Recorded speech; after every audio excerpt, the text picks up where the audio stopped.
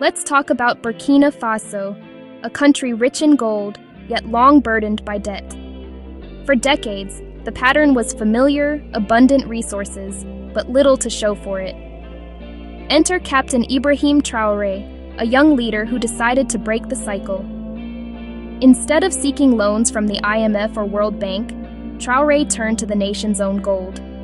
The plan: use Burkina Faso's gold revenues, over $1.2 billion a year, to fund national development. No more high-interest loans or foreign strings attached.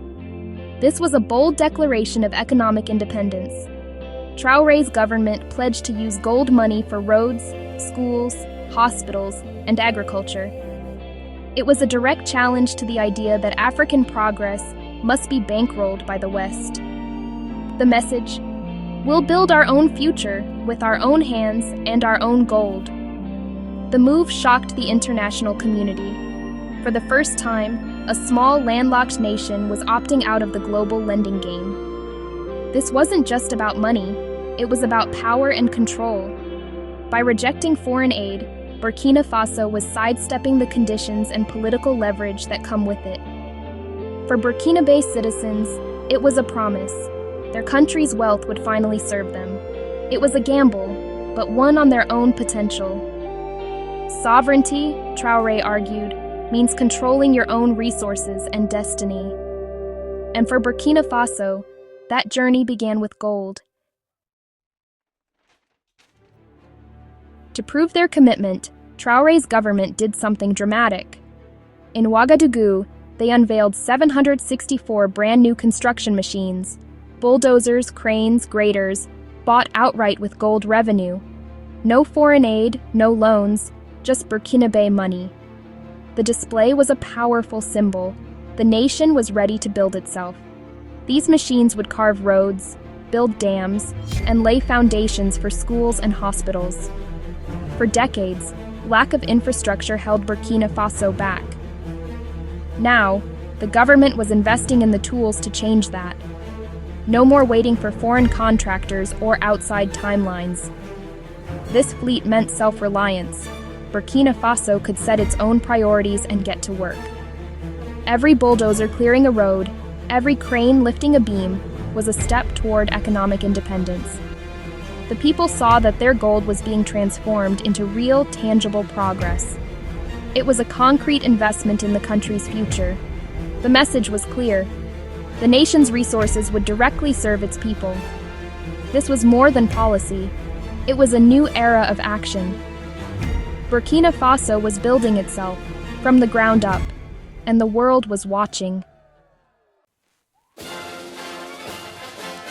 Where did the money for all this come from?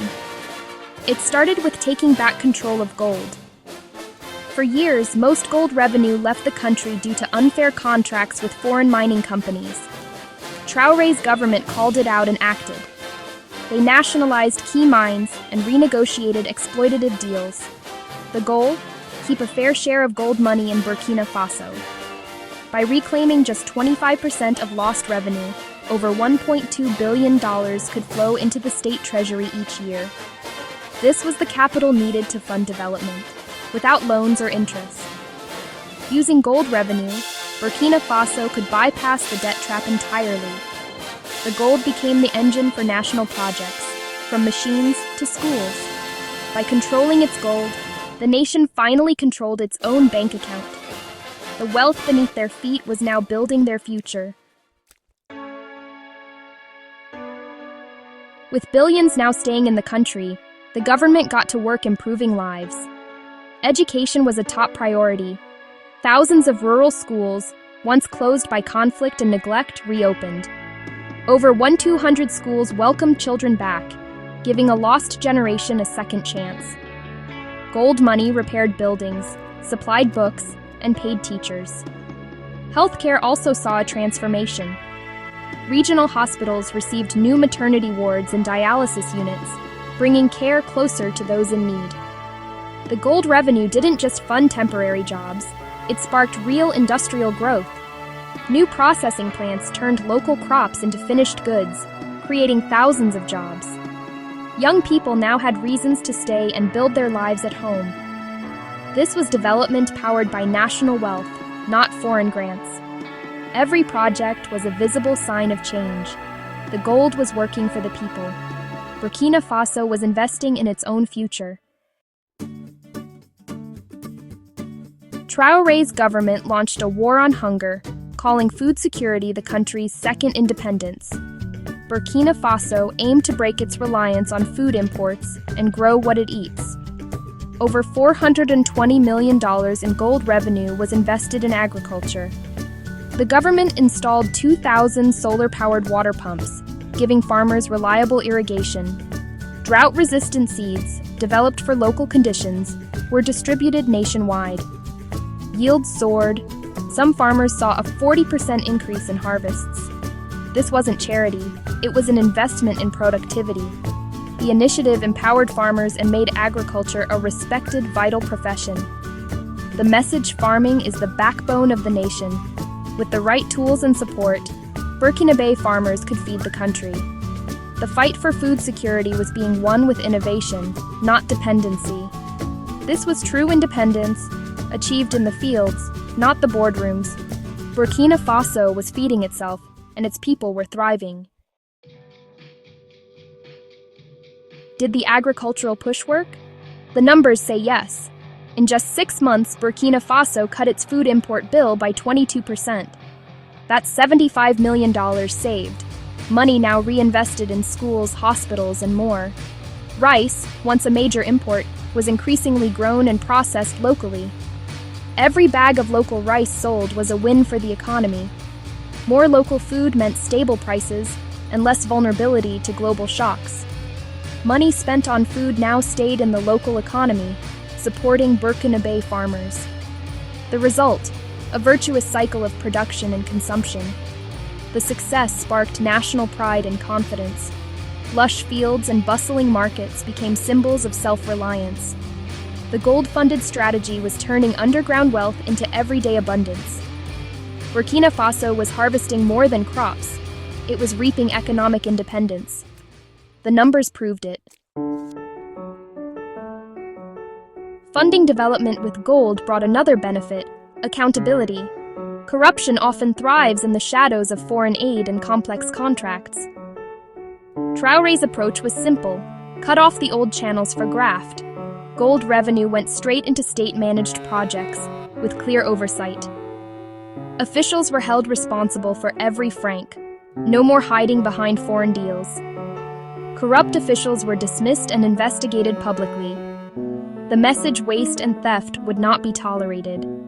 The government estimated it saved an extra $400 million a year by cutting corruption. That's more schools and hospitals for the people. This new culture of transparency rebuilt trust between citizens and the state. Public service became about real results, not personal gain. Burkina Faso was cleaning up from the inside out.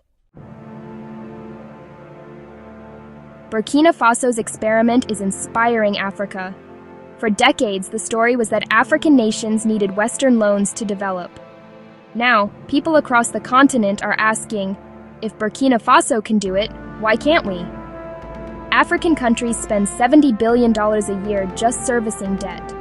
Burkina Faso's model offers an alternative: use your own resources, fund your own future. It's a prototype for a new, independent African supply chain. The impact goes beyond economics. It's about pride and possibility. Traoré's government has shown that self-reliance is possible. Every country is different, but the principle is universal. Control your resources, serve your people. The Burkinabe example is sparking a continent-wide conversation. It's forcing a rethink of what development means. The ripples are spreading, and they could become a wave of change. Africa is watching and learning. Put it all together: rejection of foreign loans, gold nationalization, investment in people, and you get more than policy. You get a declaration of true sovereignty. Burkina Faso is writing its own story, not waiting for others to write it. For ordinary people, this means new roads, schools, hospitals, and homegrown food. It's development driven from within, not dictated from abroad. The path is hard, but the foundations are strong, built on national ownership. There will be challenges, but the spark of possibility is lit. Even a small, landlocked nation can dream of a future free from foreign control.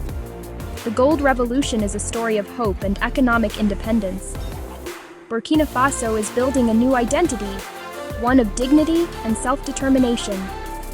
This is a blueprint for any nation daring to believe in its own future. The old rules don't have to apply forever. This could be the dawn of a new African story,